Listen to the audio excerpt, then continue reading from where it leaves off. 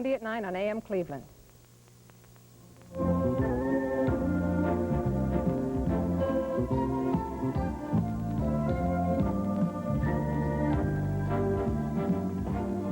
Good morning. The 39 American hostages are in West Germany and are expected to fly home to the United States on Wednesday. This is Monday, July 1st. Dell is on vacation. Tom and I are here to hold down the Today in Cleveland fort. What happened? And we will do it as soon as Tom gets a hold of his microphone. Where's your mic, Tom? I think you're wearing it. I am. It can't be. All right, well, let's just get things straightened away here. Well, so we start. Okay. Okay, you all ready now? I'm in great shape. I had a call last night from Delbert who told me while he was away not to make any mistakes. So what did I do? I forgot my mic to start the show this morning, but that just may be an improvement. For many of you, this is a week where you get a 4-day weekend. Many people have Thursday, Friday, Saturday, and Sunday off. Right. Except the people that labor in the vineyards of television. They work every day. Don't they turn the TV station off on holidays? That would be a wonderful idea. Some people do, but we haven't learned that yet. This is Joe Mossberg sitting in for Dell. Oh, boy. What am I doing? I'm Tom Haley, and here's Hank. Joe, don't you ever start the show by taking my mic again. You threw me. Oh, I just picked up the mic that was sitting here. I had a note on Saturday from John Anderson, who called Dell an aesthete. Do you know what an aesthete is? I'm afraid to ask. He said an aesthete is a guy who hears a woman singing in the shower, and he puts his ear up to the keyhole. That's Dell. Are we ready for the news this morning, Joseph? The news headlines this morning, Tom. The American hostages are in West Germany after being released yesterday. Israel may release its prisoners. Governor Richard Celeste signed the new state budget today and will all get a tax cut. General Motors to improve its Mansfield stamping plant. Newton Falls begins to rebuild, and the Indians stopped their 4-game losing streak. And Tom, how does the weather look on this Monday morning? Well, when I went out to get the car, it was cloudy and it was muggy. It felt. Yeah. And something happened this morning on the way to work that hasn't happened in a long time. Do you ever drive in well, you did drive in the dark. Right. See the birds in the street? I didn't notice that. Yeah, no. They get into the headlines of your car and they're almost mesmerized. And I almost hit so many birds this morning. So you were dodging birds all the way to work? All the way to work. That's hard to believe. Remember I said it was muggy? The humidity's at 84%. The winds are calm. The barometer's 30.15 inches. And the temperatures are what? Generally in the 60s, the coolest spot this morning, Lorena Leary at 58 degrees, the warmest Sandusky at 69, and here in Cleveland it is 60 degrees, and it should be fairly warm this afternoon. Okay, not any too much reason to show TV3, National Weather Service color radar this morning, because it's clear. But this is the kind of a day that is ahead of us, and you can dress accordingly. It's going to be partly sunny. Now, there is a slight chance that we could get some afternoon showers. We could use them. And our high is between 75 and 80. Tonight, mostly cloudy, a chance of showers, a little bit better, a low tonight near 60.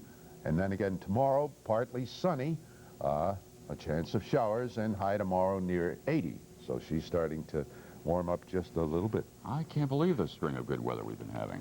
The only thing is, if you take a good look at lawns and things, they're beginning to burn out. We could use some precipitation. We were out sprinkling a lot last night. Okay, on this Monday, the first day of July, Joe, people getting up, they want to know what's going on in the world, and that's your job to tell them. Well, traffic is no real problem this morning. We have no reports of any traffic problems throughout the area. So we know that that's okay. Right. And RTA says its buses and rapids are on schedule, so far everything's going well this morning. You know what happened? 2 things already this morning. One of them, we had the wrong mics on, and 2, I thought you were already into the news. Who has to be retrained here? On Friday, I was having lunch over at the Colonnade, and I met some more breakfast clubbers. Somebody is stuck out right out in front of the building. I believe a parade is coming through the building. What is it? That's Bill no, who's in there on audio? Susie? She's having a little blast this morning. Friday, having lunch over at the Colonnade, I met some people in the Eagles who were here for the convention. I met Betty and Melvin Dennis of Massillon. And I was sitting there at lunch, and Betty asked me if she could take my picture, so I let her do it. You believe that? Mm-hmm. And on the way down to my car, I met the Lanigers of Ashland. And the reason I mention these people is that every morning at breakfast, they're here at the Breakfast Club with us. And you get the Dell has caught me to take those names and make Make sure we I mention them. was chatting with Mary Rose Okar one day last week. She says when she's in town, when she's not in Washington, she's right with it at 6:30 every morning. Mary Rose is my friend. The only thing about Mary Rose watching is she tunes in late. Or have you never done a show with Mary Rose? She doesn't show up for about an hour. Let me show you this, because yesterday playing golf, I left about 8 balls right on the lip of the cup. And Florence Murray sent this in to me. And there's a guy wishing that putt would drop, which it won't do. You ever felt like that? How long does he have to wait under the rules, Sam? What do you have, 30 seconds? I think it's 10 seconds. 10 The seconds. ruling in the U.S. Open a couple weeks ago, remember? Oh, the Guy ball was hangs on the lip? penalized 2 strokes for waiting too long. Oh, okay. I would love to hear the audio of this, what he's actually saying to the ball, because I could tell him what I often say. We'll be back in a moment to get to the news on a Monday morning. But first, we make a little money for Mr. Logo here. A day of laughter, a day of fun, a day of magic beneath the sun. SeaWorld's got a great deal going on. The first 5,000 adults on Saturday, July 6th will receive a free beach towel, compliments of Heinz. So hurry in. You might need one. Come out today and have a ball. There's one low price and you get it all. The SeaWorld's got a great deal going on. That tastes good, and I'll give you a smile. The all-new lighter food menu from Friendly. The taste will make you smile. It will? You bet. The new Friendly salads, pita pockets, and croissant sandwiches all taste terrific. They do? And they're lighter on the new Friendly menu. The all-new lighter food menu from Friendly. Tastes The perfect. taste will make you smile. The night we met, I knew I needed you so. Your Lincoln Mercury dealer has 2 specially built cars available now. The 1985 and a half Mercury Lynx Rally Sport and Cougar Rally Sport. They're specially equipped with sunroofs, Rally Sport striping, rear spoiler, or luggage rack. Hurry, these specially priced cars are available for a limited time only. Cougar RS, Lynx RS. Get into a great shape at your Lincoln Mercury dealer now. Having debt problems? Call Consumer Credit Counseling Service at 781-8624 for free and confidential help. Now, let's check the news on All this right, Monday Joe, morning. make sure the clock's all right. I guess it is roughly. You do that. I'll take care of the clock.